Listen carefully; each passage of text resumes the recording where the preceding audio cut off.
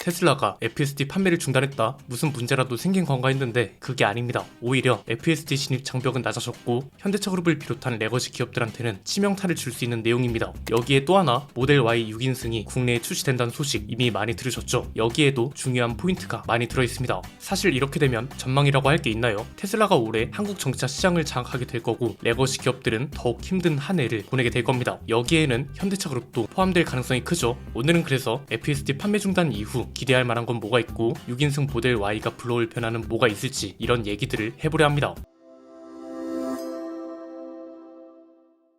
테슬라가 FSD 판매를 중단했다는 내용, 이게 뭐 문제가 있어서 그런 게 아니고요. 오히려 무서운 실행력을 보여주는 사례라고 보시면 됩니다. 정확하게 말하면 FSD를 일시불로 더 이상 구매하지 못한다는 건데요. 그럼 앞으로 어떻게 되는 거냐? 넷플릭스나 유튜브 프리미엄처럼 월 구독으로만 쓸 수 있게 된다는 겁니다. 시행일도 딱 정해졌습니다. 올해 2월 14일부터입니다. 미국 기준으로 보면 지금까지 일시불로 구매할 경우 $8,000를 냈어야 했고 월 구독은 $99였습니다. 일부 외신에서는 연 $999 상품도 있었다고 하는데 올해 2월 14일부터는 일시불 구매 옵션이 사라지고 월 구독만 남는다는 거죠. 그럼 여기서 중요한 게 한국도 해당되는 거냐? 한국도 해당된다고 보시면 됩니다. 다만 우리도 2월 14일부터 당장 구매가 불가능해지는 건지는 테슬라 발표 내용을 지켜봐야 할 것 같습니다. 미국에서 구독료가 $99면 우리 돈으로 대략 14만원 정도거든요. 이게 비싸다고 봐야 할지 아니면 또 다른 경쟁력이 될지는 뒤에서 자세히 살펴보도록 하고요. 이런 와중에 모델 Y 6인승도 국내 인증을 완료했다고 합니다. 야, 이건 진짜 출시를 하냐 마냐 말이 많았는데 결국은 하는 쪽으로 기울었다고 봐야겠죠. 환경부 자동차 배출가스와 소음 인증을 받은 걸로 확인됐는데 1월 16일자로 얼마 전에 인증을 마쳤습니다. 제조국은 기존 모델 Y 주니퍼와 같은 중국이고 6인승 모델의 배터리 용량은 88.191kWh, 상온 복합 주행 가능 거리는 무려 553km를 인증받았습니다. 우리나라 환경부 기준으로 550km를 인증받았다는 건 주행 가능 거리가 진짜 상당하다는 건데 인증이 곧장 출시 확정으로 이어지는 건 아닙니다. 다만 인증은 판매를 위한 필수 관문이기 때문에 국내 도입을 준비하는 쪽에 무게를 두는 것도 괜찮다는 거죠. 동시에 두 가지 소식이 나오는 걸 봐선 뭔가 심상치 않은 건 확실하고요. 올해 한국 전기차 시장도 테슬라가 장악할 가능성이 매우 커졌다고 볼 수 있습니다. 이유는 간단합니다. 크게 세 가지를 기대해 볼 수 있는데요. 첫 번째는 FSD 진입 장벽이 매우 낮아졌다는 겁니다. 월 14만원이라는 돈이 적은 돈은 아닙니다. 그런데 14만원을 썼을 때 가질 수 있는 가치를 생각하면 저는 개인적으로 꽤 괜찮은 상품이라고 보는 거죠. 사실상 운전기사 한 명을 고용하는 것과 같은 거잖아요. 그런데 월에 14만원이다, 나쁘지 않다는 겁니다. 물론 일시불로 사는 게 가장 깔끔할 수도 있고 나는 지금 타고 있는 테슬라를 정말 오래 탈 거다, 그렇다면 일시불 구매가 가장 좋을 수 있습니다. 그런데 우리가 그냥 차를 살 때도 보면 본인 상황과 조건을 따졌을 때 리스나 렌트를 이용하는 게 더 나을 때도 있잖아요. 이런 거랑 비슷한 겁니다. 기존엔 900만원이 넘는 돈을 한 번에 태웠어야 했고 우리나라는 아직 이걸 차에만 귀속하지 계정에 귀속시켜 주진 않기 때문에 내가 타던 차를 팔면 FSD도 못 쓰게 되고 다음 차에서 쓰고 싶다면 새로 구매를 해야 했습니다. 그런데 구독으로 하게 되면 진입 장벽부터 확실하게 낮아지는 거잖아요. 상대적으로 훨씬 적은 돈을 매월 내는 거고 차를 팔고 바꾸더라도 그냥 평소처럼 월 구독료를 내면서 쓰면 되는 거라 오히려 FSD 구매자들이 훨씬 많아지지 않을까 싶습니다. 리스렌트 시장이 본격적으로 커지면서 우리나라 수입차 시장도 엄청나게 커진 것과 비슷한 맥락이라고 볼 수 있고요. 여기에 FSD는 사용자가 많아질수록 수집하고 학습하는 데이터가 많아지고 이 학습을 많이 할수록 똑똑해지는 시스템이기 때문에 여러모로 기대 효과가 큰 상황이라고 볼 수 있는 겁니다. 이게 자연스럽게 두 번째 기대로 이어지는데요. FSD 사용자가 더 많아진다는 건 한국이 또 다른 빅데이터 수집 국가가 된다는 말이기도 합니다. 이렇게 되면 당연히 테슬라는 한국 시장을 더욱 신경 쓸 수밖에 없게 되는 겁니다. 이미 신경을 많이 쓰고 있기도 하죠. 최근에 모델 Y와 모델 3 가격을 대폭 낮췄습니다. 이걸 두고 일각에선 재고떨이 하는 걸 가지고 왜 오버하냐 이러기도 하던데 이건 사실이 아니죠. 새로운 디스플레이가, 그것도 크기가 더 커진 디스플레이가 들어가는데 이게 어떻게 재고떨인가요? 여기에 6인승 모델 Y까지 추가된다면 수요층 자체가 늘어나고 테슬라한테는 테스트 지역으로서의 한국도 의미가 커지는 거죠. 6인승 모델 Y는 기대될 수밖에 없는 이유가 기존 5인승 모델도 판매량이 말도 안 되게 높았습니다. 이 차 하나가 테슬라 전체 판매량을 끌어올렸다 해도 과언이 아닌데 6인승 모델이 추가되면 타깃층도 넓어지잖아요. 심지어 그 타깃층은 한국에서 제일 많은 수요층이라 봐도 무방하죠. 소렌토급 SUV를 원하거나 그 이상을 원하는 사람들이 대부분일 겁니다. 소렌토는 우리나라에서 가장 많이 팔리는 SUV입니다. 부동의 상위권을 몇 년 동안 유지해오던 차인데 수입차의 전기차, 심지어 가격은 국산차와 비슷하거나 겹친다? 이러면 안 팔릴 이유가 있나요? 이미 잘 팔릴 수밖에 없다는 걸 기존 모델 Y가 숫자로 증명했잖아요. 세 번째는 이렇게 되면 한국 한국 전기차 시장은 두 가지로 갈릴 수밖에 없을 겁니다. 하나는 테슬라 판매량을 견제하기 위해서 모든 브랜드의 전기차 평균 가격이 낮아지는 거고요. 또 다른 하나는 테슬라만 평균 가격이 낮아지면서 다른 브랜드 전기차는 판매량이 줄어들고 테슬라만 판매량이 늘어나는 거죠. 소비자들 입장에선 전자가 좋지만 현실에선 후자로 흘러갈 가능성이 높다는 게 문제입니다. 현대기아 전기차는 여전히 가격 정상화 움직임이나 공식 계획 같은 게 없는 상황입니다. 그나마 기대를 걸었던 게 기아 EV2 같은 차를 시작으로 가격이 싹 다 재정비되는 거였습니다. 그런데 EV2는 유럽 전량 모델인 걸로 알려졌고 아직 국내 출시 계획은 없는 상태입니다. 그나마 아이오닉3가 유럽 출시를 시작으로 국내에도 들어온다는 설이 있긴 한데 이게 캐스퍼 일렉트릭보다 저렴하거나 비슷해져야 나머지 차들 가격도 줄 세우기가 될 겁니다. 이게 될지는 지켜봐야 할 것 같고요. 일단 지금까지는 최근에 전망해드렸던 방향대로 가고 있는 것 같습니다. FSD를 국내에 배포했을 당시 이유가 분명 있을 거라고 말씀드렸죠. 일론 머스크가 유독 한국의 고령화 문제를 자주 언급하는 것도 아예 연결고리가 없진 않다고 했었습니다. 순환 구도로 보면 이런 거죠. FSD를 국내에 배포해요. 그럼 테스트 모델 겸 데이터 수집을 위한 차들이 많아져야 하니까 가격을 낮춰요. 이렇게 되면서 점유율이 급증하고 한국은 거대한 테스트 베이스가 되는 거죠. 여기에 2027년을 노리고 있다면 말도 안 되는 전략을 가지고 있는 겁니다.